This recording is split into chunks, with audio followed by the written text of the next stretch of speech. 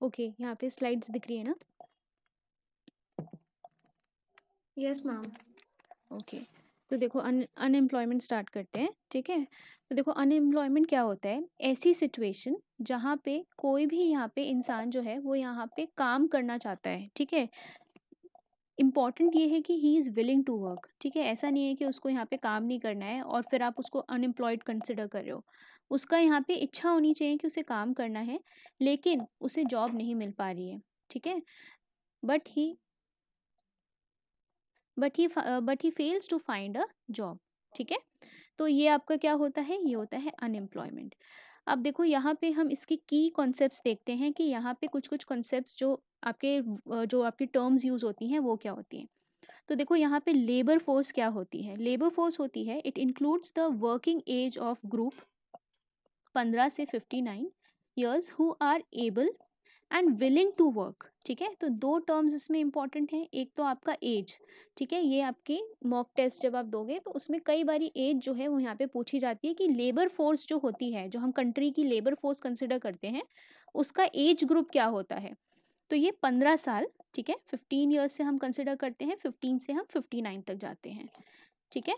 और ये जो है ये विलिंग टू वर्क होने चाहिए, ठीक है? It includes both workforce, number of the people working and unemployed, that is the number of employed plus number of unemployed, ठीक है? तो ये हमें याद रखना है कि लेबर फोर्स में वही सिर्फ नहीं है जो यहाँ पे काम कर रहे हैं, ठीक है? इसमें दोनों जो यहाँ पे काम करना चाहते हैं और उनको नौकरी नहीं मिल पा रही है, मतलब अनएम्प्लॉयड लोग, और प्लस जो यहाँ पे काम कर रहे हैं, दोनों को यहाँ पे हम काउंट करते हैं किसमें?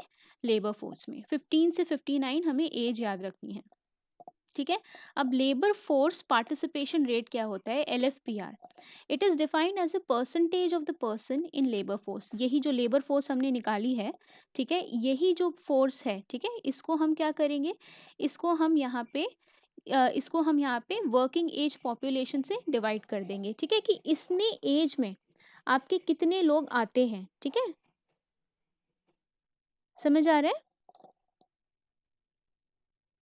ऊपर जो है यहाँ पे विलिंग लोग रहेंगे जो आपके काम कर रहे हैं और प्लस आपके जो काम करना चाहते हैं, उसमें अब जो है यहाँ पे अनविलिंग वाले भी काउंट हो जाएंगे। वर्किंग एज वाली पॉपुलेशन होगी 15 से 59 वाली, इसके अंदर जो अनविलिंग जो होंगे वो भी यहाँ पे काउंट हो जाएंगे। उससे हम डिवाइड करेंगे और हम 100 से मल्टीप्लाई कर देंगे, एक हमारे पास रेट आ जाएगा। इसको हम क्या बोलते हैं? Labour force participation rate. कि इतना आपका कम आपके जो कम आपके पास यहाँ पे लोग कितने हैं काम करने वाले और उसमें से कितने काम करना चाहते हैं, ठीक है? उसका रेट हम बताना चाहते हैं। फिर आपका वर्क फोर्स क्या होती है? अब देखो, एक हो गई लेबर फोर्स, एक हो गई work force. It refers to those actually working और being engaged in the economic activity. तो हमने यहाँ पे ये देखा था ना कि यहाँ पे LFPR में आपका जो लेबर फोर्स में आपकी दो चीज़ें आ रही थी, एम्प्लॉयड और अनएम्प्लॉयड भी, ठीक है? तो अगर हम सिर्फ एम्प्लॉयड वालों की बात करते हैं तो ये आपकी क्या होगी? ये आपकी कहलाएगी वर्क फोर्स, ठीक है? तो बहुत माइन्यूट डिफरेंस है दोनों में। लेबर फोर्स से हमें कन्फ्यूजन होगी, वर्क फोर्स से हमें कन्फ्यूजन होगी। वर्क फोर्स वो है जो यहाँ पे काम कर रहे हैं, ठीक है? एक्चुअली यहाँ पे इन्वॉल्व है इकोनॉमिक एक्टिविटी में या प्रोडक्शन में। तो अब देखो वर्कर पॉपुलेशन रेशियो क्या होगा, ठीक है? ये दोनों टर्म्स जो हैं, LFPR जो है और आपका वर्कर पॉपुलेशन रेशियो जो है, इन दोनों को यहाँ पे क्वेश्चंस में पूछते हैं। अभी मॉक दोगे तो उसमें भी यहाँ पे टेस्ट में पूछेंगे वो लोग, ठीक है? तो यहाँ पे ऐसा नहीं है कि यहाँ पे ये इंपॉर्टेंट नहीं है, ये इंपॉर्टेंट है, ठीक है? क्योंकि कन्फ्यूजन होती है यहाँ पे। अब देखो वर्कर पॉपुलेशन रेशियो क्या होता है? It is defined as the percentage of the employed persons in the population. इसका मतलब क्या है कि कितने प्रतिशत लोग जो हैं आपके पॉपुलेशन के रेशियो में, ठीक है, कितने एम्प्लॉयड हैं। तो देखो हम LFPR में क्या देख रहे थे? हम देख रहे थे ये 15 से 59 वाला एज ग्रुप देख रहे थे हम, ठीक है? लेकिन हम वर्कर पॉपुलेशन में क्या देख रहे हैं? हम टोटल जितनी जनता आपकी कंट्री में प्रेजेंट है उसको हम देख रहे हैं, ठीक है? एक मिनट।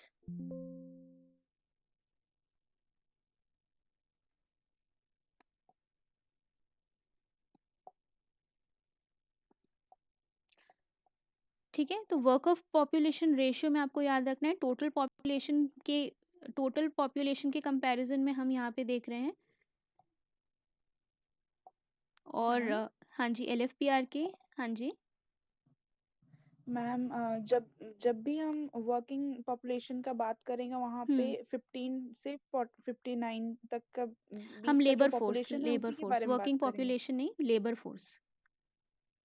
मैम यहाँ मतलब WPR में hmm, person employed by total hmm, population, तो हुँ। यहाँ पे टोटल पॉपुलेशन वर्किंग पॉपुलेशन ना। नहीं, टोटल पॉपुलेशन पूरी कंट्री की 130 बिलियन जितनी भी है, ठीक है? वो ओके पूरी मैम। टोटल पॉपुलेशन, ठीक है? और ऊपर आपका LFPR में क्या होगी, वर्किंग एज वाली पॉपुलेशन, मतलब यहाँ पे हम बच्चों और बूढ़ों को ना नहीं काउंट कर रहे हैं, ठीक है? 15 से छोटे और आपके जो 60 साल से ऊपर रिटायर्ड के जो रिटायर्ड लोग हैं, उनको हम यहाँ पे नहीं काउंट कर रहे हैं। जो लायबिलिटी वाला ग्रुप है, उसको हम लेबर फ़ोर्स में काउंट नहीं कर रहे हैं, ठीक है? लेकिन वर्किंग पॉपुलेशन कुछ ना कुछ यहाँ पे छोटे बच्चे भी काम कर रहे होंगे, है ना? और बड़े लोग भी काम करते हैं, 60 के बाद यहाँ पे कुछ लोग काम करते हैं। तो हम टोटल पॉपुलेशन यहाँ पे लेते हैं कि आपका जितनी आपकी यहाँ पे पॉपुलेशन है, उसमें से आपके कितने लोग जो हैं, यहाँ पे एम्प्लॉयड हो रखे हैं, ठीक है? तो दोनों यहाँ पे याद रखना, दोनों में यहाँ पे कन्फ्यूज़न रहती है। एक में यहाँ पे वर्किंग एज आती है, एक में यहाँ पे टोटल पॉपुलेशन आती है, ठीक है? ओके। सो वर्कफोर्स हमारा हो गया। ये वर्कर पॉपुलेशन रेशियो आपका क्या हो गया, वही कितने आपके लोग एम्प्लॉयड हैं टोटल पॉपुलेशन में, इसका एक रेट हमने निकाला 100 से मल्टीप्लाई करके, ठीक है? तो अनएम्प्लॉयड कितने लोग आ गए आपके, अनएम्प्लॉयड लोग आपके आ गए कि लेबर फोर्स में से आपने कितना माइनस कर दिया वर्क फोर्स में। हमें पता है कि लेबर फोर्स में दो तरीके के लोग आ रहे हैं, है ना? एक तो आपके एम्प्लॉयड आ रहे हैं, प्लस एक आपके क्या आ रहे हैं, अनएम्प्लॉयड भी आ रहे हैं, ठीक है? तो अगर हम इसमें से ये वर्क फोर्स और जो एम्प्लॉयड होते थे उसको हम क्या कह रहे थे, वर्क फोर्स कह रहे थे। इसको अगर हम माइनस कर देंगे तो हमारा क्या निकल के आ जाएगा, अनएम्प्लॉयड वाला जो नंबर है वो निकल के आ जाएगा, ठीक है? तो अनएम्प्लॉयड आपके जो लोग हैं वो labour force minus work force, देखो दोनों टर्म एक एक सी लग रही हैं, लेकिन दोनों का डिफरेंस आपको देगा क्या, अनएम्प्लॉयड रेट, अनएम्प्लॉयमेंट पॉपुलेशन, ठीक है? इसीलिए जब हम यहाँ पे इसको यहाँ पे टेस्ट में ये वाले क्वेश्चंस करेंगे, तो हमें इनमें कन्फ्यूजन हो जाएगा, ठीक है? क्योंकि स्टेटमेंट्स जो रहेंगी वो थोड़ी सी कंफ्यूज करेंगी। वो कहेंगी कि labour force is calculated by the total population, तो वहाँ पे हमें गलत करना है वो, ठीक है? ओके। तो लेबर फोर्स में देखो यहाँ पे क्या है कि कुछ लोग जो हैं वो यहाँ पे एम्प्लॉयड हैं, तो क्या हो सकता है, एक तो they have a good job, या फिर वो जॉबलेस होंगे, ठीक है? मतलब यहाँ पे they are looking for a job, okay, unemployed हैं।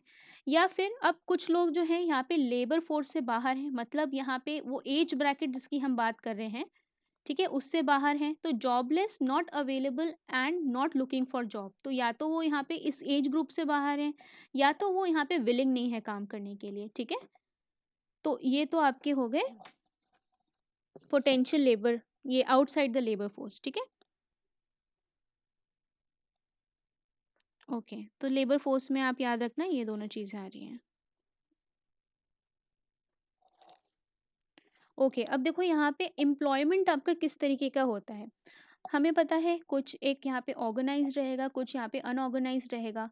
ऑर्गेनाइज्ड और अनऑर्गेनाइज्ड का मतलब क्या रहता है, देखो जब हम यहाँ पे बैंक्स की हमने जब यहाँ पे बात करी थी, फाइनेंस वाले सेक्टर की बात करी करी थी हमने, तो जो सेक्टर आपका जो आपके एरियाज जो थे रेगुलेटेड बाय आरबीआई थे, आरबीआई की देख रेख में जो हो रहे थे, वो आपके कौन से इंस्टीट्यूशंस थे, वो आपके ऑर्गेनाइज्ड फाइनेंशियल इंस्टीट्यूशंस थे।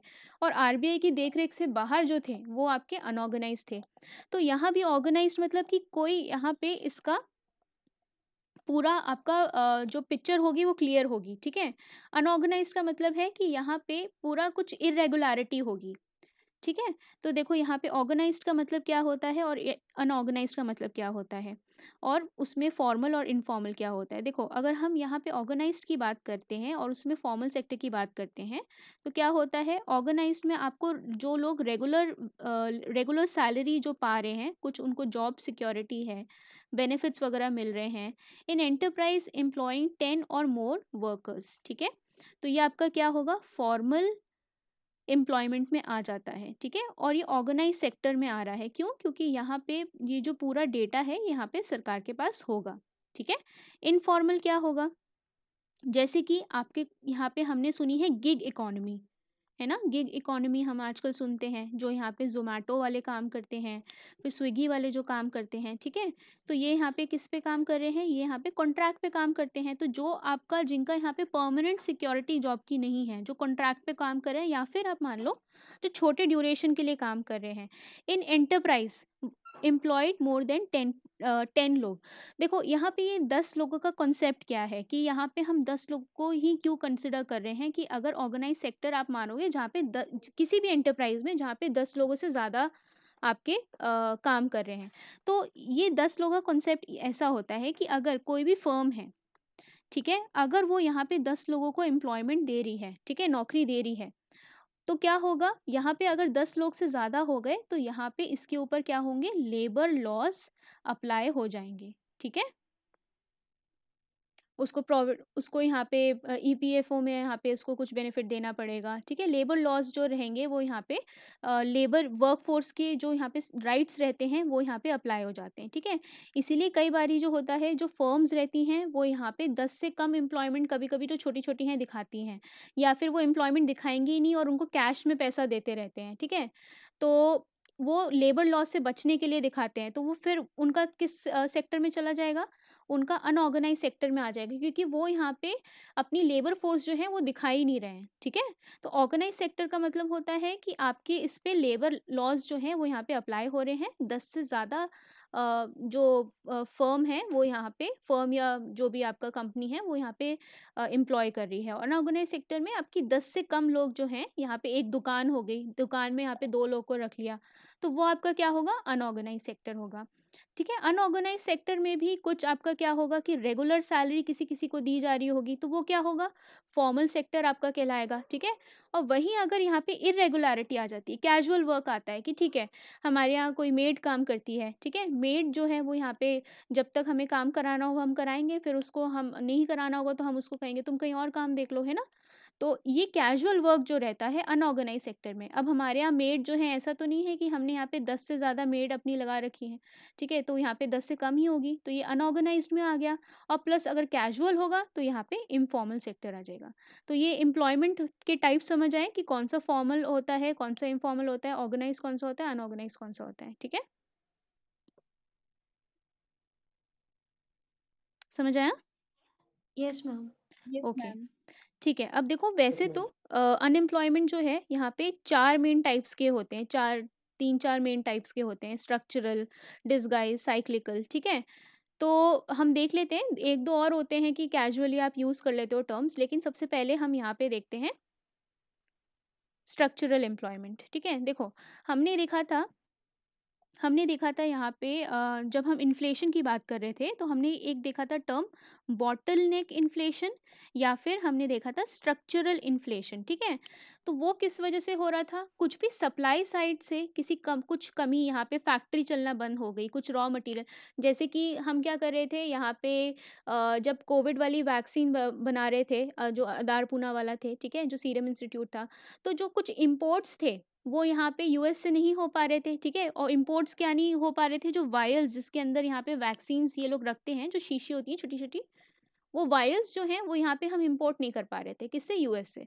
तो ये आप कह सकते हो कि हमारे पास कुछ यहाँ पे सामान की कमी आ गई, तो किस वजह से यहाँ पे इसको हम क्या बोलेंगे, स्ट्रक्चर, अगर इसकी वजह से वैक्सीन की कॉस्ट बढ़ जाती है, ठीक है, तो वो क्या कहलाएगा, स्ट्रक्चरल इन्फ्लेशन कहलाता था। इसी प्रकार से अगर आपका कुछ यहाँ पे मेजर इकोनॉमी में कुछ चेंज आ रहा है, कुछ स्ट्रक्चर में चेंज आ रहा है, जैसे कि आप क्या कर रहे हो, फॉर्मल एम्प्लॉयमेंट से या फिर कुछ नॉर्मल आपके जो रेगुलर एम्प्लॉयमेंट्स रहते हैं उससे आप क्या कर रहे हो, आप एक तरफ गिग इकोनॉमी में शिफ्ट कर रहे हो, या फिर आप क्या कर रहे हो कि पहले तो सब ऑफलाइन काम चलता था, अब आप क्या कर रहे हो, या आप आर्टिफिशियल इंटेलिजेंस को अब आप इनकॉर्पोरेट कर रहे हो, ठीक है। पहले आप खूब सारी लेबर यूज़ करते थे, लेकिन अब क्या कर रहे हो, आप यहाँ पे आर्टिफिशियल इंटेलिजेंस यूज़ कर रहे हो, फैक्ट्रीज एआई यूज़ करने लगी। तो ऐसे टेक्नोलॉजी की वजह से आप कह सकते हो कि अगर यहाँ पे कुछ लोगों को, यहाँ पे किसी की नौकरी जाती है आर्टिफिशियल इंटेलिजेंस को यहाँ पे इनकॉर्पोरेट करने की वजह से, तो वो जिस तरीके का अनएम्प्लॉयमेंट क्रिएट होगा वो किस तरीके का कहलाएगा, स्ट्रक्चरल अनएम्प्लॉयमेंट कहलाएगा, ठीक है। तो कुछ भी यहाँ पे स्ट्रक्चर में चेंज आ रहा है इकोनॉमी के, वो क्या कहलाएगा, वो कहलाएगा स्ट्रक्चरल अनएम्प्लॉयमेंट, ठीक है। अगर डीमोनेटाइज़ यहाँ पे करा कुछ करेंसी को लेके, तो वहाँ पे अगर किसी को कुछ कमी आती है, ठीक है?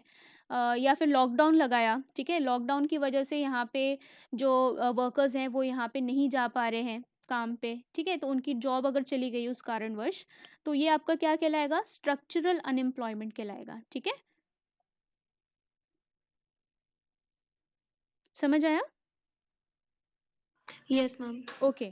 अब देखो Yes, ma'am. Cyclical cyclical unemployment क्या होता है? तो साइक्लिकल अनएम्प्लॉयमेंट आपका क्या होता है? हमें पता है कि जब भी इकोनॉमी होती है तो उसके अंदर एक बिजनेस साइकिल जो है वो नॉर्मली काम करती है। बिजनेस साइकिल क्या होती है? जब भी कुछ प्रोडक्शन होता है इकोनॉमी में, तो यहाँ पे क्या होता है, जब यहाँ पे नया नया प्रोडक्शन चालू होता है, तो उसका प्रोडक्शन क्या होता है, यहाँ पे एक्सपैंड करना शुरू करता है। वो यहाँ पे प्रोडक्ट्स जो हैं यहाँ पे बढ़ाना शुरू करता है, एक्सपैंड करता है। फिर एक पीक आती है, लोग यहाँ पे सामान एक पीक तक ही खरीदते हैं, ठीक है? फिर वहाँ पे उस चीज़ की मतलब आप मान लो कुछ लोग जो हैं उसको अब खरीदना बंद कर देते हैं, या और उसके ऑप्शंस आते हैं। नॉर्मली क्या होगा, एक पीक आएगी, उसके बाद उसकी यहाँ पे प्रोडक्शन जो है, सेल्स कम होने लगेगी तो उसका प्रोडक्शन भी कम होने लगता है, ठीक है? प्रोडक्शन कम होने लगेगा, फिर इकोनॉमी में फिर क्या होगा, रिसेशन आने लगेगा। रिसेशन में एक फिर यहाँ पे सबसे लोएस्ट पॉइंट आएगा, ठीक है? इसको हम क्या बोलते हैं, इसको हम ट्रफ बोलते हैं। लोएस्ट पॉइंट आएगा, उसके बाद क्या होगा, यहाँ पे सरकार कुछ बूस्टअप करेगी या फिर दोबारा से इन्वेस्टमेंट यहाँ पे होने लगेगा। फिर क्या होगा, फिर से इकोनॉमी उठेगी, ठीक है? तो ये आपका क्या होगा कि रिसेशन आपका एंड होगा और फिर से आपकी रिकवरी चालू होगी, ठीक है? तो ये क्या होती है, नॉर्मल बिजनेस साइकिल होती है। अगर यहाँ पे ये जो आप देख रहे हो ना, ये जो कमी आ रही है यहाँ पे रिसेशन वाले टाइम पे, जब यहाँ पे रिसेशन चल रहा है, इकोनॉमी आपकी स्लो डाउन हो रही है, प्रोडक्शन इतना नहीं हो रहा है। जब प्रोडक्शन इतना नहीं हो रहा है तो लोगों को भी यहाँ पे नौकरी से निकाला जा रहा होगा, है ना? तो हम कई बारी न्यूज़पेपर में टर्म सुनते हैं कि ले ऑफ करा है ना? ले ऑफ करके एक टर्म सुनते हैं। ले ऑफ का मतलब है कि आपने लोगों को नौकरी से निकाल दिया, ठीक है? थोड़ी सोफिस्टिकेटेड टर्म होती है कि आप ले ऑफ कर रहे हो अपनी कंपनी से या फिर फैक्ट्री से ले ऑफ कर रहे हो। उसका मतलब ये होता है कि आप यहाँ पे कुछ कारणवश आपको यहाँ पे कि उस कंपनी में यहाँ पे प्रॉफिट नहीं हो पा रहा है, या कुछ यहाँ पे रेवेन्यू में कमी आ रही है, तो वो क्या करेगा, सारे जो वर्कर्स हैं उनको ले ऑफ कर देगा, ठीक है? ज़्यादातर वर्कर्स को। तो ये जो ले ऑफ चलता है, ठीक है? यहाँ पे कुछ रिसेशन के कारण जब यहाँ पे लोगों की नौकरी जाती है, उसको हम क्या कहते हैं, साइक्लिकल अनएम्प्लॉयमेंट। और ये यहाँ पे रिसेशन मतलब कि बिजनेस साइकिल वाला रिसेशन, ठीक है? कोई यहाँ पे एक्सटर्नल वो नहीं है रिसेशन, जो नॉर्मल बिजनेस साइकिल का रिसेशन है उसके दौरान यहाँ पे जब नौकरी जा रही है लोगों की, ठीक है? तो ये तो आपका क्या हो गया, साइक्लिकल अनएम्प्लॉयमेंट हो गया, ठीक है? अब देखो ये साइक्लिकल अनएम्प्लॉयमेंट किस वजह से हो रहा है, आपकी डिमांड नहीं हो पा रही है। जैसे मैंने बताया ना कि अभी इसने एक पीक पर अपनी सेल्स पहुंचाई थी, उसके बाद यहाँ पे इसकी डिमांड खत्म कम हो रही है, ठीक है, उसके प्रोडक्ट की। तो ये जो है डिमांड आपकी इनफ नहीं जनरेट हो पा रही है, ठीक है? It varies with the trade cycle, that is when the economic growth is not good, ठीक है? इकोनॉमिक स्लो डाउन आ गया है, रिसेशन आ गया है, या डिप्रेशन आ गया है, ठीक है? और फिर आपका क्या है कि जो आपका साइक्लिकल अनएम्प्लॉयमेंट है will be high, and during recovery and boom face cyclical unemployment will reduce, ठीक है? तो यहाँ पे जब फिर से ये ग्रोथ करनी शुरू करेगी, रिकवर करना शुरू करेगा, बूम फेस जब आएगा, तो ये फिर से आपका क्या होगा, अनएम्प्लॉयमेंट, कौन सा, साइक्लिकल अनएम्प्लॉयमेंट जो है वो यहाँ पे रिड्यूस हो जाएगा, ठीक है? अब किनीशियन, यहाँ पे इसको किनीशियन अनएम्प्लॉयमेंट भी बोलते हैं। इसका मतलब क्या होता है, आपका एग्रीगेट डिमांड में कमी, ठीक है? तो किनीशियन अनएम्प्लॉयमेंट किसको बोलते हैं, साइक्लिकल अनएम्प्लॉयमेंट को बोलते हैं, ठीक है? ओके। अब देखो फ्रिक्शनल अनएम्प्लॉयमेंट क्या होता है। फ्रिक्शनल एम्प्लॉयमेंट जैसे कि कुछ यहाँ पे थोड़ी सी रुकावट, जब हम आगे चलते हैं, आगे बढ़ते हैं, तो हमें क्या होता है, एक फ्रिक्शन बीच में मिलता है रास्ते में, है ना? फ्रिक्शन कॉन्सेप्ट जो होता है। अब देखो फ्रिक्शनल को भी, अनएम्प्लॉयमेंट को आप उसी से रिलेट कर सकते हो कि यहाँ पे क्या कर रहा है, एक यहाँ पे बंदा जो है वो यहाँ पे काम कर रहा था किसी ए कंपनी में, ठीक है? अब इसे यहाँ पे जो जॉब है इसे यहाँ पे समझ नहीं आ रही है, इसने कहा कि मैं यहाँ पे काम नहीं करूँगा, और इसने यहाँ पे अपनी जॉब छोड़ दी, ठीक है? अभी कहेगा कि मैं जाके यहाँ पे बी कंपनी में काम करूँगा। लेकिन यहाँ पे इमीडिएटली इसको यहाँ पे जॉब जो है वो यहाँ पे नहीं मिलेगी, ठीक है। हो सकता है 1 महीने का समय समय हो बीच में, या 1 साल का समय हो, जितने का भी बीच में समय हो। ये जो समय रहेगा, जितने बीच में ये एक जॉब से दूसरी जॉब पे स्विच कर रहा है, ये जो समय रहेगा, इस समय हम इसको नॉर्मल अनएम्प्लॉयमेंट में काउंट नहीं करेंगे। हम बोलेंगे कि ये कौन से अनएम्प्लॉयमेंट के थ्रू जा रहा है, फ्रिक्शनल अनएम्प्लॉयमेंट के थ्रू जा रहा है, ठीक है। तो जब यहाँ पे एक कंपनी से दूसरी कंपनी, यहाँ पे दूसरा ये कंपनी बी कंपनी में के लिए जॉब ये ढूंढता है, नई जॉब ढूंढता है, उस दौरान ये जो है अपने फ्रिक्शनल अनएम्प्लॉयमेंट में है, ठीक है। ओके, तो ये कब हाई होगा? It is higher when the economy is not doing well और working conditions are not satisfactory, ठीक है। तो यहाँ पे कुछ लेबर राइट्स के इशू हुए, यहाँ पे बहुत ज़्यादा काम करा रहे हैं, जैसे कि जोमेटो ने, यहाँ पे जोमेटो में काफ़ी ज़्यादा वर्क लोड पड़ गया, काफ़ी ज़्यादा क्रिटिसिज्म हो रहा था उनके लेबर राइट्स पे। तो वहाँ पे कुछ लोग होंगे कि भाई हमसे आप बहुत काम करा रहे हो, तो उस उन चीज़ों की वजह से यहाँ पे क्या होगा, हो सकता है कि फ्रिक्शनल अनएम्प्लॉयमेंट जो है क्रिएट हो, ठीक है। ओके, सीज़नल अनएम्प्लॉयमेंट क्या होता है? सीज़नल अनएम्प्लॉयमेंट वही होता है कि भई आपका एग्रीकल्चर जो है, यहाँ पे एग्रीकल्चर एक सीज़न में होगा, ठीक है? जब उनका पूरा ये एग्रीकल्चर वाला सीज़न ख़त्म हो जाएगा, कुछ दौरान जो है वो यहाँ पे क्या करेंगे, यहाँ पे अनएम्प्लॉयड रहेंगे, फिर वो कहीं और जाके काम करेंगे, शहर में जाएँगे, जो फार्मर रहते हैं वो वहाँ पे जाके काम करेंगे। या फिर आप कहो टूरिज़्म सेक्टर जो है, यहाँ पे जब गर्मियों की छुट्टी पड़ती है तो टूरिज़्म सेक्टर जो है वो काफ़ी बूस्टअप होता है, लेकिन अब जब यहाँ पे कोई घूमने नहीं जा रहा है, तो टूरिज़्म सेक्टर जो है यहाँ पे इसका सीज़न ख़त्म हो जाता है, ठीक है? तो जो यहाँ यहाँ पे क्या होगा, टूरिज़्म सेक्टर में अनएम्प्लॉयमेंट देखा जाएगा, ठीक है? तो इस तरीके का आपका अनएम्प्लॉयमेंट क्या होता है, सीज़नल अनएम्प्लॉयमेंट होता है, ठीक है?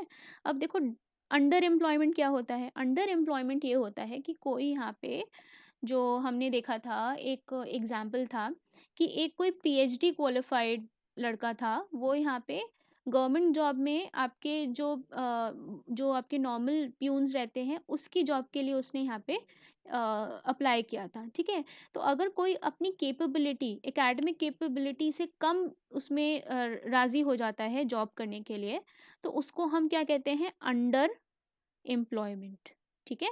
वो अपनी क्षमता से कम एरिया में काम कर रहा है, ठीक है। वो पीएचडी था तो फिर भाई वो जाके प्रोफेसर, असिस्टेंट प्रोफेसरशिप के लिए अप्लाई कर सकता था, या कुछ भी यहाँ पे अच्छा क्वालिफाइड काम कर सकता था, लेकिन वो क्या कर रहा है, वो यहाँ पे प्यून की तरह काम करने के लिए रेडी हो गया है, तो वो आपका क्या होगा, अंडर एम्प्लॉयमेंट होगा, ठीक है। ओके, डिसगाइज्ड अनएम्प्लॉयमेंट क्या होता है? डिसगाइज्ड अनएम्प्लॉयमेंट, देखो डिसगाइज्ड इन अनएम्प्लॉयमेंट होता है कि डिसगाइज्ड अनएम्प्लॉयमेंट से रिलेटेड एक क्वेश्चन भी आया हुआ है, ठीक है, तो मैम देखते हैं। इसको छिपी हुई बेरोजगारी बोलते हैं ना हिंदी में? क्या बोलते हैं? छिपी हुई छिपी हुई बेरोजगारी। बेरोजगारी। छिपी हुई बेरोजगारी, हाँ। मतलब वो लोग काम करे नहीं करे कुछ उसमें फर्क नहीं पड़ेगा, बस नहीं नहीं है नहीं तो नहीं कर नहीं लो। नहीं, वो डिसगाइज्ड अंडर एम्प्लॉयमेंट नहीं, जो छिपी हुई बेरोजगारी जो रहती है वो डिसगाइज्ड वाली कहलाती है। डिसगाइज्ड को बोल रहे हाँ। हो? Yes ma'am. हाँ यस हाँ हाँ, मैम, छिपी डिस्गाइज्ड हुई को ही बोल रहे हैं। बेरोजगारी, हाँ। ठीक है, देखो यहाँ पे अब डिसगाइज्ड की अगर हम बात करते हैं, तो देखो यहाँ पे डिसगाइज्ड अनएम्प्लॉयमेंट जो देखा जाता है वो एग्रीकल्चर में ज़्यादातर देखा जाता है। क्यों? क्योंकि हमारा 64, हमारा मोर देन 50% जो आपका एम्प्लॉयमेंट, 64 हमने देखा था कि जो वर्कफोर्स थी वो यहाँ पे इसमें ही, एग्रीकल्चर में ही यहाँ पे लगी हुई है, ठीक है। खेती बाड़ी लोग कर रहे हैं। तो ये जो 64% है, ठीक है, ये 64% जो आपके लोग हैं, ये यहाँ पे ज़्यादा काम कर रहे हैं। वही कम अगर यहाँ पे लोग हों काम करें, तब भी यहाँ पे प्रोडक्टिविटी उतनी ही रहेगी। लेकिन यहाँ पे क्या कर रहे हैं, यहाँ पे क्या, जैसे मान लो कि यहाँ पे 4 लोग यहाँ पे काम कर रहे हैं और यहाँ पे 8 यूनिट्स का ये लोग प्रोडक्शन कर रहे हैं। इसी में मान लो इसने क्या किया, इसने, अगर आप एक इंसान को और यहाँ पे एम्प्लॉय कर दोगे तो क्या होगा, यहाँ पे पहले 8 यूनिट्स बन रही थी, ये 4 लोग मिलके बना रहे थे, लेकिन अब यहाँ पे 5 लोग हो गए। तो यूजुअली क्या होना चाहिए कि यहाँ पे 10 यूनिट होना चाहिए, कुछ यहाँ पे प्रोडक्टिविटी बढ़ेगी, है ना। अच्छा, अब ये जो डिफरेंस रहता है कि आप यहाँ पे कितना ऐड कर रहे हो, ठीक है। एक ये यहाँ पे ऐड, जो आपने 2 यूनिट ऐड किया ना यहाँ पे एम्प्लॉयमेंट बढ़ाने की वजह से, इसको हम क्या कहते हैं, मार्जिनल प्रोडक्टिविटी कहते हैं। क्या कहते हैं? मार्जिनल प्रोडक्टिविटी, ठीक है। तो ये ऑफिशियल टर्म है, ये इसका टेक्निकल टर्म है कि यहाँ पे देखो मार्जिनल प्रोडक्टिविटी बढ़ती है जब हम एक इंसान को यहाँ पे एम्प्लॉय करते हैं। लेकिन डिस्गाइज्ड एम्प्लॉयमेंट में क्या होता है कि आपने 4 थे, एक आपने एम्प्लॉय किया इसमें, ठीक है? लेकिन यहाँ पे 8 यूनिट्स से 8 यूनिट्स ही रहीं, यहाँ पे मार्जिनल प्रोडक्टिविटी नहीं बढ़ती है, ठीक है? आपका 2 यूनिट्स का अंतर नहीं देखा गया। तो ऐसा एम्प्लॉयमेंट जो छिपा हुआ है, अब यहाँ पे इस एक बंदे का कुछ भी कंट्रीब्यूशन नहीं है प्रोडक्शन में, है ना? तो इसीलिए अभी यहाँ पे जो है वो आपने बोला कौन-सा छिपा हुआ जो आपका बेरोज़गारी है वो यहाँ पे डिस्गाइज्ड अनएम्प्लॉयमेंट होता है। अब आपके एग्रीकल्चर में कितने सारे लोग हैं, ठीक है? उनका यहाँ पे ज़रूरत नहीं है, फिर भी वो वहाँ पे अपनी खेती-बाड़ी कर रहे हैं, ठीक है? तो एग्रीकल्चर में आपका डिस्गाइज्ड अनएम्प्लॉयमेंट देखा जाता है, ठीक है? ओके, अब ओपन अनएम्प्लॉयमेंट क्या होता है? ये जो है, ये 4-5 जो है यहाँ पे ये सबसे ज़्यादा इंपॉर्टेंट है, इसी में से यहाँ पे क्वेश्चंस जो हैं पूछे जाते हैं। अब थोड़े से यहाँ पे और एक्स्ट्रा हैं, वो भी हम देख लेते हैं। ओपन एम्प्लॉयमेंट क्या होता है? Occurs when the workers are willing to work at the prevailing wage rate but they are forced to remain unemployment in the absence of work. ठीक है? देखो, ओपन अनएम्प्लॉयमेंट होता है कि यहाँ पे कुछ वर्कर्स हैं, वो यहाँ पे काम करना चाहते हैं, उनको जो भी यहाँ पे तनख्वाह दे रहे हैं, कुछ भी यहाँ पे सैलरी दे रहे हैं, उस वेज रेट पे ये काम करने के लिए तैयार हैं। लेकिन उन्हें यहाँ पे क्या कर रहे हैं, they are forced to remain unemployed in the absence of work. जैसे कि अगर मैं मनरेगा की बात करूँ, ठीक है? यहाँ पे अब मनरेगा में लोग गए, यहाँ पे लॉकडाउन लगा, लोग गए वापस कि हमें यहाँ पे काम दो, ठीक है? अब मनरेगा में उनकी लेबर वेज जो होगी, मान लो कि 150 रुपये वो लोग कमा रहे हैं, ठीक है? अब वो कहेंगे कि भाई ठीक है, किसी और स्टेट में मनरेगा की जो वेजेस हैं यहाँ पे वेरी करती हैं स्टेट वाइज, ठीक है? कि यहाँ पे सिक्किम में कुछ और होगी, अरुणाचल प्रदेश में कुछ और होगी, यूपी में कुछ और होगी, ठीक है? तो अब वो जब अपने घर में जाएंगे तो फिर वो कहेंगे कि ठीक है, चलो हमारे स्टेट में कम है, भले ही पैसा दे रहे हैं आप, यहाँ पे किसी और स्टेट में 200 रुपये मिलता होगा, लेकिन आप हमें चलो 150 रुपये ही दे दो। तो 150 रुपये में भी काम करने के लिए तैयार हैं, लेकिन अभी मनरेगा में लोग इतना वैसे भी मांग रहे हैं जॉब, तो उस टाइम हो सकता है कि वहाँ पे वो इमीडिएट आपको काम नहीं दे पाए, ठीक है? उसमें कुछ यहाँ पे शेड्यूल रहता है कि यहाँ पे इतने समय तक आपको गारंटीड आपको नौकरी देनी ही है टेम्परेरीली, ठीक है? अगर नहीं देते हैं तो वहाँ पे वो जो है उसका कंपनसेशन देना पड़ता है, ठीक है? लेकिन हो सकता है यहाँ पे शॉर्ट पीरियड के लिए उस बंदे को नौकरी नहीं मिलती है, उसको कुछ काम नहीं मिलता है, ठीक है? क्योंकि हो सकता है वहाँ पे कुछ कंस्ट्रक्शन ना चल रहा हो, है ना? तो ये आपका क्या कहलाएगा? ओपन अनएम्प्लॉयमेंट कहलाएगा। Frictional frictional structural and cyclical are different types of open unemployment, ठीक है? तो ये सारे जो हैं आपके जो हैं ओपन अनएम्प्लॉयमेंट में कहीं ना कहीं से आप काउंट कर सकते हो, ठीक है? क्योंकि यहाँ हर जगह आपको जो है एक फिक्स्ड वेज पे काम करने के लिए लोग तैयार हैं, लेकिन उनको यहाँ पे नौकरी नहीं मिल रही है, ठीक है? अंडर एम्प्लॉयमेंट की भी बात करो तो वो भी एक टाइप का ओपन अनएम्प्लॉयमेंट ही है ना? कि वहाँ पे भी वो लो वेज के लिए तैयार हो गया है काम करने के लिए, लेकिन उसको यहाँ पे नौकरी जो है, सॉरी, ये उसमें तो उसको नौकरी मिल रही है, अंडर एम्प्लॉयमेंट नहीं होगा, ठीक है? ओके। नेचुरल अनएम्प्लॉयमेंट क्या होगा? It is minimal percentage of unemployment that can not be eliminated at all, ठीक है? अनएम्प्लॉयमेंट रेंजिंग बिटवीन 2 से 3% in the country considered natural and inevitable. तो यहाँ पे देखो, कुछ परसेंट जो रहेगा यहाँ पे जिनको आप एकदम परफेक्ट आइडियल सिचुएशन नहीं रहेगी कि सबको आपने नौकरी दे दी, कुछ ना कुछ यहाँ पे परसेंटेज रहेगा कि 2 से 3% हमेशा जो लोग रहेंगे आपकी इकोनॉमी में अनएम्प्लॉयड रहेंगे, ठीक है? हो सकता है वो इतनी केपेबल नहीं है, और या फिर उनकी उतनी स्किल्स नहीं है, वो एम्प्लॉय नहीं हो पा रहे हैं। तो जिस भी कारणों की वजह से कुछ परसेंटेज हमेशा रहेगा कि यहाँ पे अनएम्प्लॉयमेंट रहे, ठीक है? टेक्नोलॉजिकल अनएम्प्लॉयमेंट हमें पता है कि यहाँ पे ऑटोमेशन वगैरह आप कर रहे हो, तो स्ट्रक्चरल वाले में ही इसको काउंट करेंगे। एजुकेशनल अनएम्प्लॉयमेंट क्या रहेगा? Situation where an educated train person remains unemployed, ठीक है? तो ये अंडर एम्प्लॉयमेंट से थोड़ा अलग है, यहाँ पे इसके पास नौकरी नहीं है और ये क्वालिफाइड है। और अंडर एम्प्लॉयमेंट में क्या है कि उसके पास क्वालिफाइड तो है, लेकिन नौकरी जो है उसके स्तर से नीचे है, ठीक है? ओके, ठीक है, समझ आए सारे मैम अनएम्प्लॉयमेंट्स? हेलो। हाँ जी, हाँ जी। हाँ जी, आवाज़ आ रही मैम है? वो जो natural unemployment, yes ma'am, natural unemployment में हमने देखा कि कुछ परसेंट जो लोग होते हैं वो हमेशा अनएम्प्लॉयड रहते हैं, उन्हें हम वर्क प्रोवाइड नहीं कर पाते हैं। हाँ जी। क्या मैम इसमें जो मतलब जो विकलांग वगैरह जो होते हैं वो आते हैं इसमें? क्लान्स?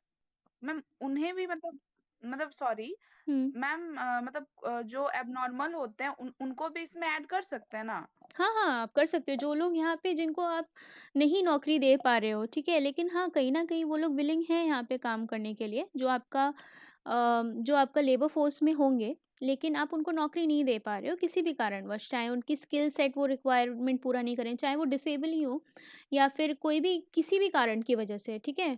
वो नौकरी नहीं पा रहे हैं। तो ये जो रेशियो रहेगा ये कभी भी परफेक्ट नहीं रहेगा कि आपकी इकोनॉमी इतनी परफेक्ट हो कि पूरे आपके जितने भी आपका लेबर फोर्स है सबको आप एम्प्लॉयमेंट यहाँ पे दे दो, जितनी भी वर्क फोर्स है सबको आप यहाँ पे वो करो, ठीक है? मतलब जितने भी अनएम्प्लॉयड लोग हैं सबको यहाँ पे आप दे दो। तो ये परफेक्ट रेशियो कभी नहीं रहेगा। कुछ परसेंट यहाँ पे एक आइडियल यहाँ पे परसेंटेज बताया गया है कि 2 से 3% जो है यहाँ पे रहेगा ही, नेचुरल एग्जिस्ट करेगा। इससे ऊपर अगर जाता है तो वो इन कारणों की वजह से जाएगा कि आपका कुछ स्ट्रक्चर में कमी है इकोनॉमी के, या फिर आपका कुछ यहाँ पे आप टेक्नोलॉजिकल एडवांसमेंट कर रहे हो, एआई की वजह से यहाँ पे कुछ कमी आ रही है, ठीक है? तो इससे अगर ऊपर जाता है तो आप समझ सकते हो कि यहाँ पे कुछ और कारणवश ऊपर जा रहा है, लोगों को नौकरी नहीं मिल रही है। ठीक है, अब देखो नेचर ऑफ अनएम्प्लॉयमेंट इंडिया में किस तरीके का है। देखो रूरलाइजेशन, यहाँ पे 3/4 जो यहाँ पे लोग हैं वो यहाँ पे वर्कफोर्स कहाँ के हैं, रूरल एरियाज में काम कर रहे हैं, ठीक है। मस्कुलिनाइजेशन मतलब कि यहाँ पे मेल्स का रेशियो ज़्यादा है। इन 2019 only 20.7% of women were in labour force, ठीक है। तो लेबर फोर्स में कितनी है यहाँ पे 20.7% जो है यहाँ पे फीमेल्स काम कर रही हैं, बाकी आपका क्या है ज़्यादातर आपके जो मेल्स हैं वो यहाँ पे एम्प्लॉयड हैं, ठीक है। तो फीमेल्स जो हैं वो इतना एम्प्लॉयमेंट में है नहीं। दूसरा informalisation, 91% of the work force in informal sector, ठीक है। तो ये वाला जो यहाँ पे इनको राहत देना थोड़ा सा डिफिकल्ट हो जाता है, क्योंकि यहाँ पे अनऑर्गेनाइज सेक्टर में ये काम करते हैं, ठीक है। इनका हम ट्रैक नहीं कर पाते हैं। अभी देखा ना कि जब यहाँ पे लोग वापस जा रहे थे लॉकडाउन के समय, तो आप उनको कैसे राहत पहुँचाओगे? किस स्कीम की तरह आप एज़ अ एडमिनिस्ट्रेटर सोचो कि इन लोगों को अगर कभी कुछ यहाँ पे दिक्कत होती है, तो इनको यहाँ पे किस तरीके से आप राहत पहुँचाओगे? ठीक है? तो इनफॉर्मलाइज़ेशन की वजह से यहाँ पे दिक्कत होती है, इसीलिए गवर्नमेंट चाहती है कि भई किसी भी तरीके से बेनिफिट्स देके यहाँ पे इनको फॉर्मल इकोनॉमी में इनको लेके आया जाए, ठीक है? जैसे कि सबसे ज़्यादा यहाँ पे दिक्कत किसके लिए होती है? यहाँ पे मैटरनिटी बेनिफिट्स जो औरतों को मिलते हैं, ठीक है? अगर यहाँ पे कोई जो लेबर में यहाँ पे जो डेली वेज लेबरर है, कोई लेडी है, ठीक है? उसको मैटरनिटी बेनिफिट्स जो हैं वो नहीं मिल मिल पाएँगे। क्यों नहीं मिल पाएँगे? क्योंकि वो इनफॉर्मल सेक्टर में काम कर रही है, उसका यहाँ पे डेटा ही नहीं है हमारे पास, ठीक है? तो आप किस तरीके से स्कीम में उसको इम्प्लीमेंट करोगे? 91% तो है, ये पॉपुलेशन हमारी इनफॉर्मल सेक्टर से आती है, ठीक है?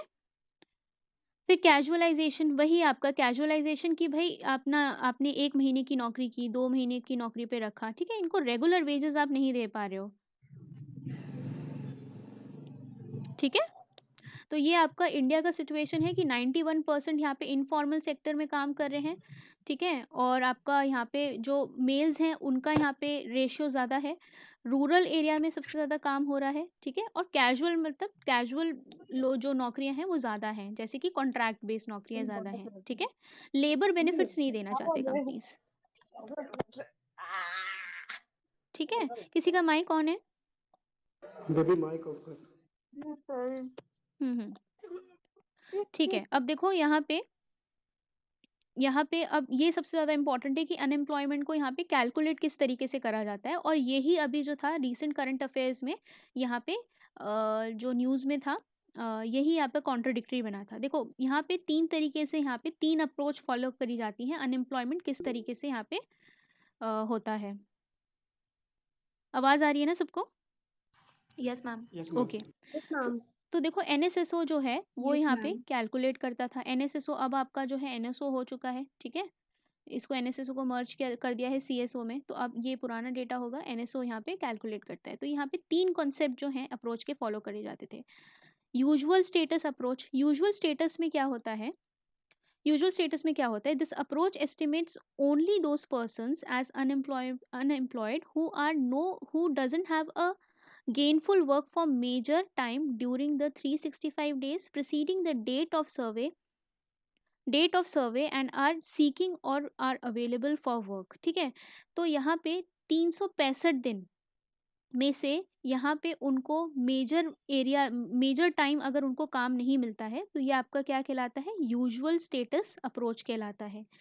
ठीक है, करंट वीकली स्टेटस आपका क्या कहलाता है, करंट वीकली आपका कहलाता है कि this approach records only those persons and as unemployed who did not have a gainful work for even an hour on any day of the week. ठीक है, तो 7 के 7 दिन में से, यहाँ पे ये वीकली अप्रोच है ना, तो 7 के 7 दिन में से उसको 1 घंटे का भी अगर काम नहीं मिल पाता है, ठीक है, तो हम उसको किस में काउंट करते हैं, हम यहाँ पे काउंट करेंगे कि वो अनएम्प्लॉयड रहेगा। ठीक है, अब देखो यहाँ पे कोई इंसान जो यहाँ पे काम करना चाह रहा है, उसको 7 दिन में से 1 घंटा तो काम मिल ही जाएगा, है ना, कॉमन सेंस अगर आप लगाओगे 1 घंटे का तो वो कुछ काम करेगा ही, है ना। तो ये जो तरीके हैं यहाँ पे अनएम्प्लॉयड जो यहाँ पे आप लेबर निकाल रहे हो, वो ही आपका देखो कि यहाँ पे किस तरीके से निकाला जा रहा है कि वो आपके नंबर जो है ऑलरेडी कम आएंगे, है ना। तो एक्चुअल आपको क्या होगा कि एक्चुअल आपका ज़्यादा अनएम्प्लॉयमेंट रहेगा। ठीक है, लेकिन हम किस तरीके से निकाल रहे हैं, हम निकाल रहे हैं वीकली स्टेटस पे। ठीक है, वीकली स्टेटस से क्या होगा, 1 घंटे का काम होना चाहिए एक बंदे के पास 1 हफ्ते में, तो वो एम्प्लॉयड कहलाएगा, अगर नहीं मिलेगा तो अनएम्प्लॉयड कहलाएगा। ठीक है, ओके, ठीक है। अब देखो ये करंट वीकली स्टेटस जो है, इसमें आपको किस चीज़ का पता चलता है, both long term and chronic unemployment. ठीक है, क्रोनिक का मतलब होता है लंबा अनएम्प्लॉयमेंट। ठीक है, कुछ भी क्रोनिक मतलब लंबा, एंड सीजनल अनएम्प्लॉयमेंट। तो कोई अगर यहाँ पे सीजनल, यहाँ पे एग्रीकल्चर या टूरिज्म की वजह से भी अगर यहाँ पे अनएम्प्लॉयमेंट क्रिएट होता है, ठीक है, तो जैसे कि अब 7 दिन तक यहाँ पे होटल में कोई भी नहीं आया टूरिज्म के लिए, ठीक है, तो वहाँ पे जो लोग हैं उनका कुछ भी रेवेन्यू नहीं होगा, वो अनएम्प्लॉयड होंगे। ठीक है, तो ये आपका क्या रहेगा, टूरिज्म वाला सेक्टर और सीजनल अनएम्प्लॉयमेंट में आप वीकली स्टेटस जो है अप्रोच यूज़ कर सकते हो। फिर करंट डेली स्टेटस आपका क्या अप्रोच रहता है, current daily approach unemployed status of the person is measured for each day in a reference week, a person having no gainful work even for an hour in a day। ठीक है, तो 1 घंटे का concept लेके चलते हैं हम। ठीक है, अगर हम यहाँ पे करंट डेली का निकाल रहे हैं तो यहाँ पे 1 घंटा हम लेके चलते हैं कि एक दिन में 24 घंटे में से 1 घंटे उसके पास काम होना चाहिए।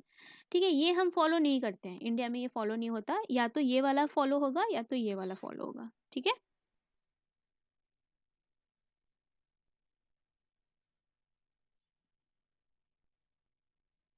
समझ आया। यस और मैम। अगर डेली बेसिस पे करेंगे तो डेटा जो है वो आपका जो डेटा है आपका थोड़ा सा मुश्किल हो जाएगा मैनेज करना, इसीलिए हम या तो वीकली फॉलो करते हैं या फिर हम 365 में निकालते हैं कि कितना लोगों के पास गेनफुल टाइम कितना यहाँ पे जो वर्क रहा है वो लोगों ने किया है। ठीक है, अब देखो एक मैं आपको इसको और बताऊंगी, कल मैं एक आर्टिकल आपको बताऊंगी जो यहाँ पे कंट्रोवर्सी चल रही है regarding the usual status approach और द करंट वीकली अप्रोच। ठीक है, मैं उसको ढूंढूंगी, मैं भूल गई उसे ढूंढना। तो अभी जो यहाँ पे PLFS का डेटा आया, ठीक है, पब्लिक लेबर फोर्स सर्वे, है ना, ये आपका जो लेबर फोर्स है, ठीक है, अभी हमें पता चला कि लेबर फोर्स क्या होती है। लेबर फोर्स का ये पूरा सर्वे निकालते हैं अनएम्प्लॉयमेंट का। ठीक है, तो अनएम्प्लॉयड यहाँ पे ये दोनों उस पे निकालते हैं, यूजुअल स्टेटस पे भी इन्होंने निकाला और इन्होंने यहाँ पे इस पे भी निकाला, करंट वीकली पे भी। तो यहाँ पे कुछ इनका गड़बड़ हुआ कि एक बारी क्या हुआ, मतलब अभी क्या हुआ कि लॉकडाउन के टाइम पे इनका जो एम्प्लॉयमेंट रेट जो PLFS वालों ने निकाला वो यहाँ पे ज़्यादा आया। ठीक है, तो इन्होंने बोला कि अनएम्प्लॉयमेंट हमने कम किया है, और वो किस समय आया, जब लॉकडाउन लगा हुआ था, तो वो PLFS का डेटा बता रहा था। ठीक है? तो उन्होंने यहाँ पे क्या किया, यहाँ पे कैलकुलेशन इस तरीके से वो हुई, यहाँ पे वो मैं कल बताऊँगी कि किस तरीके से उन्होंने यहाँ पे कैलकुलेशन की। तो पिछले साल जो है वो उन्होंने यूजुअल स्टेटस पे किया, फिर एक बारी उन्होंने करंट वीकली पे किया। तो इन दोनों में इतना ज़्यादा डिफरेंस आ गया कि जब पहले पिछली बार इन्होंने निकाला था तो वहाँ पे ज़्यादा ही अनएम्प्लॉयमेंट दिख गया था, और अब यहाँ पे लॉकडाउन के टाइम पे अनएम्प्लॉयमेंट कम हो गया। तो थोड़ा-सा यहाँ पे डेटा का मेजरमेंट जो है थोड़ा-सा वियर्ड हो जाता है उसकी वजह से, ठीक है? इन और कोई परफेक्ट यहाँ पे ऐसा नहीं है कि ये लोग जानबूझ के करते हैं। कोई भी यहाँ पे परफेक्ट तरीका नहीं है यहाँ पे अनएम्प्लॉयमेंट को मेजर करने के लिए, ठीक है? ये वाला तो थोड़ा-सा मुश्किल होता है, इसको फॉलो नहीं करते। इन दोनों में से ही हमें कोई करना है, और इसमें से भी एक एग्ज़ैक्ट फिगर आपको नहीं मिल पाती है, ठीक है? तो कल एक बारी मैं आपको आर्टिकल बता दूँगी। ठीक है, अब कॉज़ हमें पता है क्यों यहाँ पे अनएम्प्लॉयमेंट होता है, ठीक है? ये सब जनरल बातें हैं कि आपका इकोनॉमिक ग्रोथ कम हो गई, ठीक है? एमएसएमईज़ पे जो यहाँ पे एलपीजी रिफॉर्म्स की वजह से इम्पैक्ट पड़ा था, उनको प्रोटेक्शन, उनका कंपटीशन बढ़ गया था 91 में, कि यहाँ पे बाहर से विदेशी कंपनी आ गई, खूब सारा पैसा था उनके पास, तो यहाँ पे जो छोटी कंपनीज़ थी वो सफ़र करेंगी इंडिया में, ठीक है? फिर ऑटोमेशन की वजह से आपकी नौकरियाँ जाती हैं, आपकी कैपिटल की कमी की वजह से, यहाँ पे इन्वेस्टमेंट की कमी की वजह से पीएसयूज़ में, है ना? आपने देखा कि सबको यहाँ पे प्राइवेटाइज़ करा जा रहा है, ठीक है? तो यहाँ पे इनका इतना रेवेन्यू नहीं रहता है पीएसयूज़ में, तो ऑब्वियसली ये फिर एक टाइम पे आके ये यहाँ पे इतनी प्रॉफिटेबल नहीं रहेंगी, और फिर यहाँ पे भी लोगों को प्राइवेटाइज़ करके थोड़ा-सा अनएम्प्लॉयमेंट यहाँ पे होगा। ओके, इनएडिक्वेट इंफ्रास्ट्रक्चर, पॉलिसी इश्यूज़, ठीक है? ये सब जनरल बातें हैं। ओके, अब देखो हमने कल फिलिप कर्व भी देखा था कि ये हमें किसके बारे में रिलेशन बताता, इकोनॉमिक ग्रोथ के बारे में बताता था, मतलब इन्फ्लेशन के बारे में बताता था, और अनएम्प्लॉयमेंट रेट के बारे में बताता था। ये हमारा फिलिप रेट था कि इन्फ्लेशन आपका जिस तरीके से बढ़ेगा वैसे ही आपका अनएम्प्लॉयमेंट जो है वो यहाँ पे कम होगा। ये फिलिप कर्व था, ठीक है? अब यहाँ पे आप क्या क्या पॉलिसी लोगे इसको रिड्यूस करने के लिए? तो पहले तो आप ऑब्वियसली आपका स्किल्स जो हैं लोगों में आप दोगे, जैसे इंडस्ट्रीज़ में यहाँ पे चाहिए होंगी, ये सप्लाई साइड की हम बात कर रहे हैं। फिर आप ज्योग्राफिकल सब्सिडीज़ दोगे कि आप भई यहाँ पे जो इंडस्ट्रीज़ एक जगह यहाँ पे एनसीआर रीजन में है या फिर बैंगलोर में है, ठीक है? आप क्या करोगे, इनको जहाँ से यहाँ पे माइग्रेशन हो रहा है, अगर यूपी से यहाँ पे, यूपी बिहार से यहाँ पे माइग्रेशन आ रहा है एनसीआर रीजन में, और महाराष्ट्र हर जगह पे, तो आप क्या करो, यहीं पे एम्प्लॉयमेंट क्रिएट करो, कुछ ज्योग्राफिकल सब्सिडी दो। सरकार जो है ज्योग्राफिकल सब्सिडी देनी चाहिए कि भाई यूपी के लोगों को और बिहार के लोगों को यहाँ पे अलग से आप फर्म्स को सेटअप करने के लिए सब्सिडीज़ दो, ठीक है? उससे क्या होगा कि यहाँ पे ही नौकरी क्रिएट होगी, रिसोर्सेज जो हैं यहाँ के यूज़ होंगे, और यहाँ पे जो है इतना ज़्यादा दबाव नहीं पड़ेगा, बर्डन नहीं पड़ेगा। फिर रिमूव लेबर मार्केट रेगुलेशंस, जैसे कि अभी हमने 10 लोगों की बात की थी, है ना? अगर ये 10 लोगों की बात नहीं हो, ठीक है? अगर हमें इसको ऑर्गेनाइज़ सेक्टर में लाना है, तो हम क्या कर सकते हैं, ये 10 लोगों का यहाँ पे हम लेबर लॉज़ जो लगा देते हैं कंपनीज़ पे कि भई अगर आपके 10 लोग से ज़्यादा आप एम्प्लॉय कर रहे हो, तो आपको ये आपने मैटरनिटी बेनिफिट्स देने पड़ेंगे, आपको ये बेनिफिट्स देने पड़ेंगे, उन पे लेबर लॉज़ लग जाते हैं। तो आप ऐसा करो कि लेबर लॉज़ जो हैं उनको थोड़ा फ्लेक्सिबल बनाओ। लेकिन अब देखो ये सरकार करने लगेगी, तो फिर यहाँ पे चाहिए हमें यही कि यहाँ पे लेबर मार्केट को, यहाँ पे रेगुलेशंस को हम रिमूव करें, लेकिन जैसे ही यहाँ पे गवर्नमेंट करेगी तो उस पे प्रोटेस्ट शुरू हो जाएगा कि नहीं, यहाँ पे गवर्नमेंट ख़राब काम कर रही है ना? तो ये सब यहाँ पे होने लगता है। तो जैसे लेबर लॉज़ जैसे अभी यूपी में हटे, है ना? तो यहाँ पे यूपी की गवर्नमेंट के खिलाफ भी यहाँ पे प्रोटेस्ट हुआ कि भई आप क्यों यहाँ पे एकदम ज़्यादा प्राइवेटाइज़ हर चीज़ कर रहे हो। तो ये सब ज़रूरी भी है ताकि आप प्राइवेट कैपिटल को यहाँ पे अट्रैक्ट करो, ठीक है? जितना ही ईज़ी रहेगा, ईज़ ऑफ डूइंग बिज़नेस रहेगा, वैसे ही लोग जो होंगे यहाँ पे ज़्यादा नौकरियाँ प्रोड्यूस करेंगे, ठीक है? हायर एंड फायर की अगर पॉलिसी रखते हैं तो। अब यहाँ पे हायर करेंगे, लेकिन यहाँ पे फायर नहीं कर पाएँगे, ठीक है? तो यहाँ पे डिफ़िकल्ट हो जाता है, जो कंपनीज़ रहती हैं, ठीक है? ओके, एम्प्लॉयमेंट सब्सिडीज़ आप दो। एम्प्लॉयमेंट सब्सिडीज़ कैसे? जैसे कि आप क्या करो, यहाँ पे 15,000 रुपए यहाँ पे सरकार ने यहाँ पे बोला कि जिनको भी आप यहाँ पे 15,000 से नीचे वाले लोगों को अगर आप यहाँ पे ऑर्गेनाइज़ सेक्टर में ये किस लिए किया यहाँ पे, अ, जो लोग यहाँ पे 15,000 की नौकरी कर रहे थे, ठीक है? किसी भी कंपनी में, तो सरकार ने बोला कि हम उसका ईपीएफओ वाला जो कंट्रीब्यूशन है, ईपीएफओ वाला कंट्रीब्यूशन जो है, आपको नहीं देना पड़ेगा, हम उसके बदले में देंगे और प्लस हम आपको कुछ सब्सिडी देंगे। अगर आप यहाँ पे ज़्यादा लोगों को एम्प्लॉय कर रहे हो, तो आपको आपकी कंपनी को ज़्यादा सब्सिडी मिलेगी, कुछ ना कुछ। जैसे कि ऐसा होता है कि एससी, एसटी को आप यहाँ पे अगर आप डिप्लॉय कर रहे हो, कई सारे स्टेट्स में ना, उत्तराखंड स्टेट में और यूपी में इन्वेस्ट जो एमएसएमईज़ होती हैं, ठीक है? वो लोग क्या करती हैं, उन लोग यहाँ पे जो इन्वेस्टमेंट पॉलिसीज़ होती हैं, जो सरकार रिलीज़ करती है, ठीक है? उसके अंदर लिखा होगा कि आप अगर यहाँ पे एससी, एसटी लोगों को अगर आप यहाँ पे नौकरियाँ दोगे या फिर वुमेन को नौकरी दोगे, तो क्या होगा, आपको हम एक बंदे का दे देंगे 700 रुपए। है ना? और ऐसा सच में है, 700 हज़ार रुपए मिलते हैं उत्तराखंड में, कि अगर आपने अपनी कंपनी में एससी एसटी को यहाँ पे एम्प्लॉय करा तो। तो इस तरीके से अगर सरकार सब्सिडी देती है, ठीक है? कि आप वुमेन को यहाँ पे एनकरेज करो एम्प्लॉयमेंट का, हम आपको सब्सिडाइज़ करेंगे, ठीक है? तो उस तरीके से यहाँ पे, या फिर ईपीएफओ को कंट्रीब्यूशन सरकार दे दे, है ना? तो यहाँ पे बर्डन कम पड़ेगा कंपनीज़ में, उनको लेबर फ़ोर्स मिल जाएगी और यहाँ पे उनको मुनाफ़ा भी हो जाएगा, ठीक है? और मिनिमम वेज एक जो है उसको आप कम कर दो, बोलो कि आप ठीक है, हाँ, हालाँकि यहाँ पे थोड़ा ह्यूमन राइट्स का इश्यू आ जाएगा, लेबर राइट्स का इश्यू आ जाएगा, लेकिन एक ईज़ करने के लिए, कि ताकि लोगों को यहाँ पे ईज़ रहे, ठीक है? कितने भी पैसे देके काम करा लो, वो यहाँ पे थोड़ा-सा एथिकल इश्यू थोड़ा-सा आ जाएगा, ठीक है? और डिमांड साइड से क्या रहेगा? डिमांड साइड से आपका रहेगा कि इंटरेस्ट रेट जो अभी यहाँ पे आरबीआई कर रही है, डिमांड बढ़े, इन्फ्लेशन बढ़ाओ। इसका मतलब क्या है? इन्फ्लेशन बढ़ाओ, एग्रीगेट डिमांड बढ़ाओ, इन्फ्लेशन बढ़ाओ। फिस्कल पॉलिसी के थ्रू आप क्या करना चाहते हो? टैक्स यहाँ पे जो है, टैक्स रेट कम कर दो। तो क्या होगा? लोग यहाँ पे सेव कम करेंगे, अपना स्पेंड ज़्यादा करेंगे, तो डिमांड ऑटोमेटिकली बूस्ट अप होगी। लोग खरीदेंगे, प्रोडक्शन बढ़ेगी, एम्प्लॉयमेंट क्रिएट होगा, है ना? डेप्रिसिएशन ऑफ एक्सचेंज रेट, ठीक है? तो बूस्ट होंगे एक्सपोर्ट्स और डिमांड भी बूस्ट होगी। तो ये सब आप कर सकते हो डिमांड साइड पे। ठीक है, समझ आया unemployment? Yes ma'am. Yes, ma'am.